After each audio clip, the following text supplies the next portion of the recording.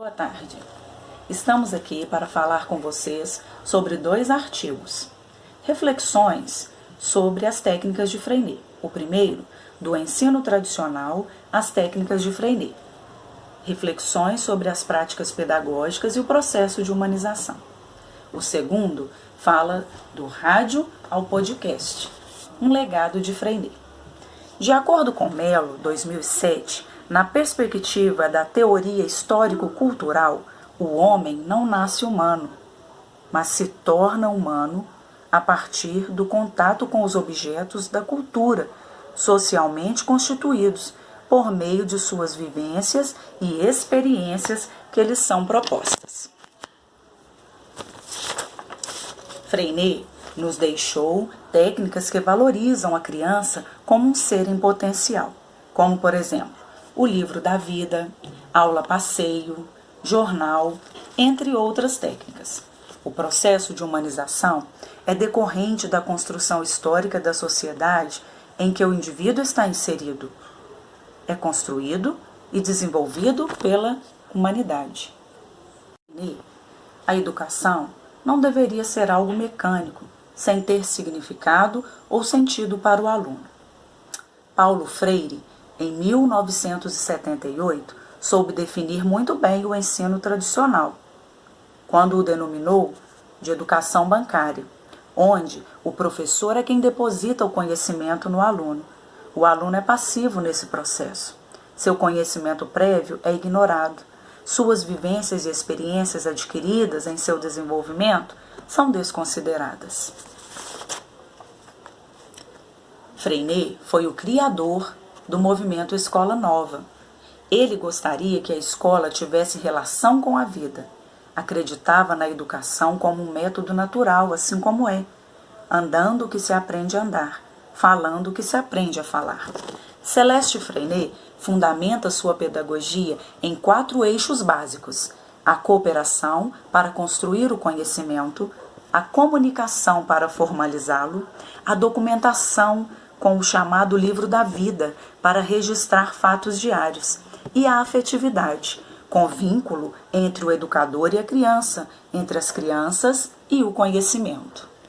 Os professores, eles tinham outras técnicas pedagógicas de ensino. Eles queriam ensinar as crianças a cantar, a falar, a pensar e a viver. E Freire, ele tinha uma outra visão sobre isso. Para ele, cada criança tinha sua personalidade. Freire acreditava que a educação acontecia de um modo natural, que a criança aprendia explorando o espaço ao seu redor.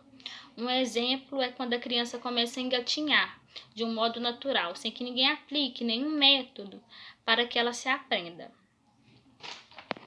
Para Freinet, as crianças não entendiam as lições que eram obrigadas a memorizar. Ele criou, junto com seus alunos, práticas pedagógicas com o objetivo de estimular o interesse pela aprendizagem nos alunos, como a roda de conversa, o cantinho da leitura, a aula-passeio, que Freinet saiu com seus alunos pela escola fazendo observações e pesquisa sobre a vida social e a natureza. O processo de aprendizagem de cada criança se ajusta aos pequenos desafios de nível de desenvolvimento. Freire estimulou e continua estimulando muitos espaços educacionais, continua incentivando muita gente. Em 1920, Freinet criou o Jornal e Imprensa Escolar, com o intuito da participação ativa do aluno no processo pedagógico como sujeito crítico, bem diferente do modelo tradicional. A rádio-escola, como era chamada, era um instrumento que dispunha de gabinete de controle, estúdios, microfones, alto-falantes e estava sempre à disposição de alunos e professores. O objetivo era dar voz aos que não tinham oportunidades.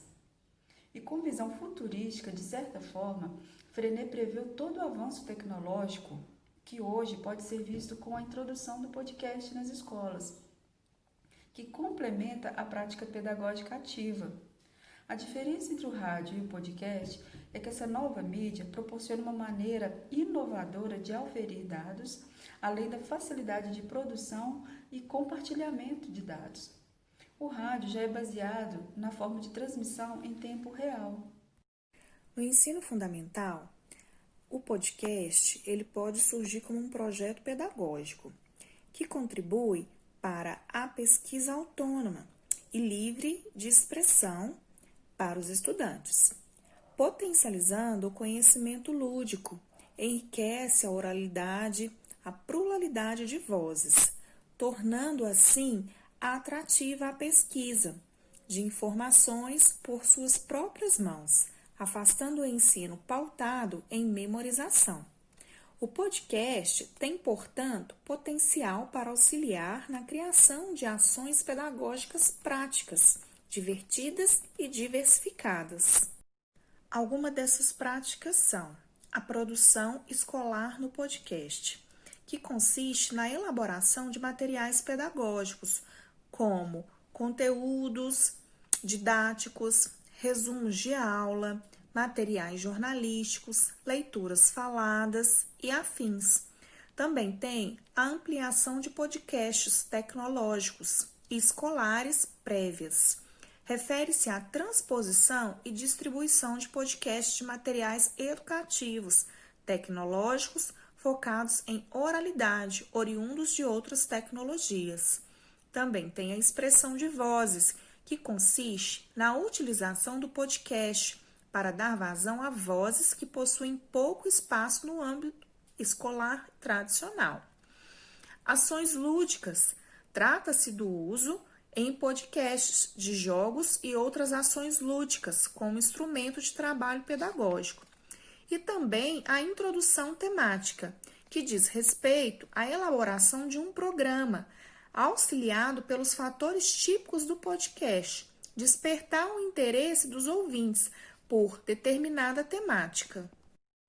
Exemplo dessas práticas encontra-se com a proposta de Freinet, quando ele idealizou o rádio, onde as crianças utilizavam como suas experiências e os seus tateamentos. Sendo assim, o podcast está a serviço da motivação dos alunos. A partir dela, eles podem se expressar em diversas linguagens, porque a pedagogia Freinet está baseada e fundada sobre a livre expressão. Celestin Freinet foi um pedagogo do século XIX que trouxe contribuições importantes em função de uma educação humanizadora. Percebe-se que é essencial compreender o indivíduo como um ser em desenvolvimento. A escola é um dos meios pelo qual a criança se humaniza, considerando ser um espaço social, onde a criança interage com outras crianças. O professor é o parceiro mais experiente, mediador neste processo de humanização. Conclui-se que a aprendizagem se realiza na troca de saberes entre gerações, do rádio ao podcast.